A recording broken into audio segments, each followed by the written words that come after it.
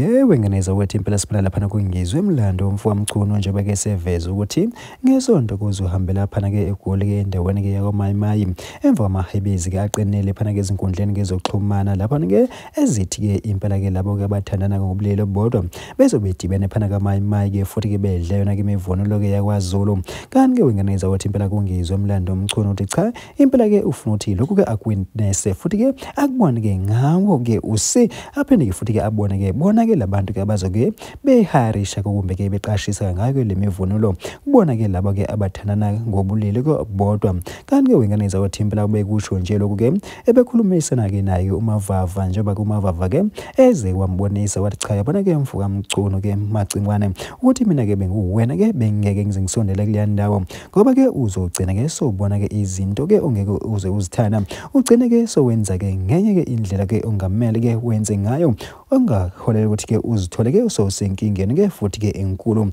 kanti ke wenganeza ukuthi impela kungizwe ke kolunye uhlangothi ke ubonakala ke enqaba futhi ke ephetha futhi ke engafuni ke nokumlalela ke umfuka sikhakhana ke mangaba ke emkhuza hey bafowethu kaphala masikhuluma khulela kwemboso sithi MTV sithi bafowethu ke sinithulele yona ke lenkulumo ke kangizwe naye ke uMavava ke umfuka sikhakhana ke ake nizwele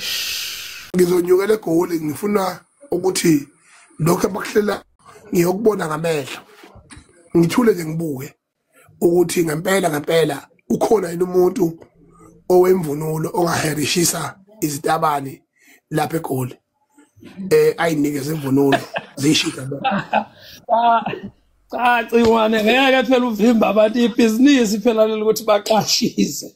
ngeke ungabaphazamisa abantu abaqashisa ngoba nami imvunulo mangithiwa ngithumela intombi yami ukuthi ayihambe iyongibolekela ingafika ibuye naye umuntu oqashisa ngeke azi ukuthi iyoqokwa iyo noma iyoqokwa indoda yakhe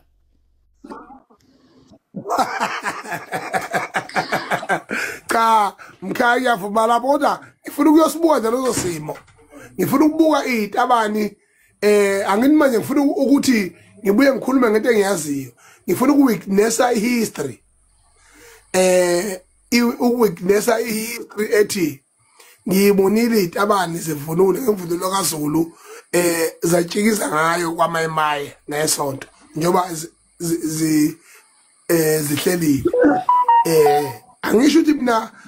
mina bengizothi khulu bengizothi ngayi lapho owami umbono bengizothi ngiyaya amahostel onke eGoli insizwa zakithi ngiyaya ngifuna ukuyobona amanyala ngifuna ukuyobona izitabani zivunulwa ngemvunulo kaZulu phambi kukaZulu phambi kweinsizwa bese ngiconfirm ukuthi sisodwa cha uyazi mina khulu ngishiswa yini kanjalo ufuna ungibuza ukuthi yini yenze usho njalo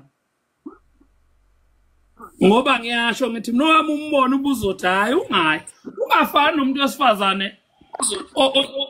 othe okuye nothatha ifoni yendoda ayivule bese ebona izinto ezomkhalisa